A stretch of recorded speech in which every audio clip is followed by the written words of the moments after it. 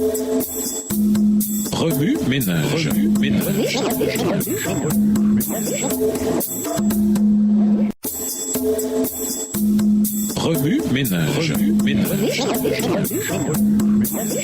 Bienvenue dans votre émission Remue ménage. Nous voilà sur de lundi, interprété à combien plus forte raison. Dans la Palestine du 1er siècle, l'hospitalité n'était pas seulement une option, mais une nécessité. Dans la parabole, il était essentiel pour l'homme qui recevait des visiteurs de leur servir un repas. Les repas étaient un événement social destiné à rassembler et à unir les gens. Cependant, la nourriture se faisait rare. Les gens devaient travailler dur pour subvenir aux besoins quotidiens de leur famille. Dans la parabole, l'homme sans pain était confronté à un dilemme. Soit il serait un mauvais hôte, soit il devait déranger son voisin à minuit. Il décida qu'il valait mieux déranger son ami. Cette interruption de minuit n'était pas seulement gênante, mais aussi très perturbante. À l'époque, la plupart des foyers n'étaient que des maisons d'une seule pièce où toute la famille dormait ensemble. Les coups frappés ont sans doute réveillé toute la maisonnée. C'est une chose de réveiller un adulte, mais c'en est une autre de réveiller un enfant d'1 an. Il n'est donc pas étonnant que l'homme ait commencé sa demande par « mon ami ». Malgré ce désagrément, le voisin a tout de même fourni du pain à cause de la persévérance de l'homme. Il ne voulait plus être dérangé. Un examen superficiel de cette parabole pourrait conduire à une compréhension très erronée de l'enseignement de Jésus. Dans les paraboles, nous essayons souvent de trouver notre rôle et celui de Dieu afin de comprendre sa relation avec nous et quelle devrait être notre relation avec lui. Dans cette parabole, nous sommes l'homme qui a besoin de pain et Dieu est évidemment celui qui fournit le pain. Après tout, le Notre Père dit « Donne-nous chaque jour le pain nécessaire ». Luc 11, verset 3. Est-ce que ça signifie que nous dérangeons Dieu lorsque nous prions? Comment vous sentiriez-vous si vous étiez l'homme qui frappe à la porte à minuit pour demander du pain? Est-ce ainsi que nous devrions nous sentir lorsque nous nous approchons de Dieu? Sommes-nous en train de le déranger avec les petits détails de notre vie alors qu'il a un univers entier à gérer? Si j'insiste suffisamment longtemps, peut-être me donnera-t-il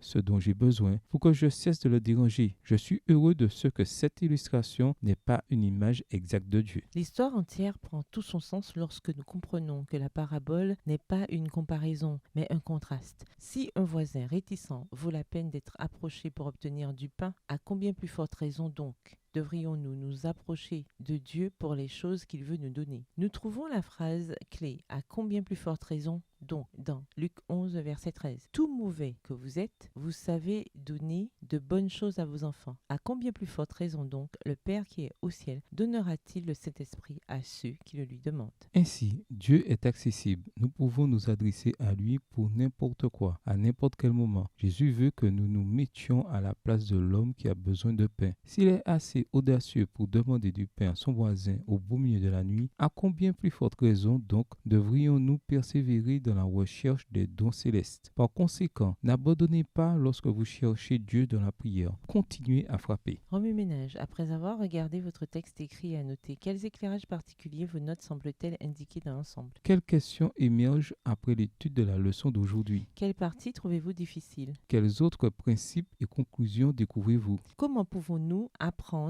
à être confiants et persévérants dans nos prières? Au revoir. Et à demain si Dieu veut. Remue ménage. Remue ménage.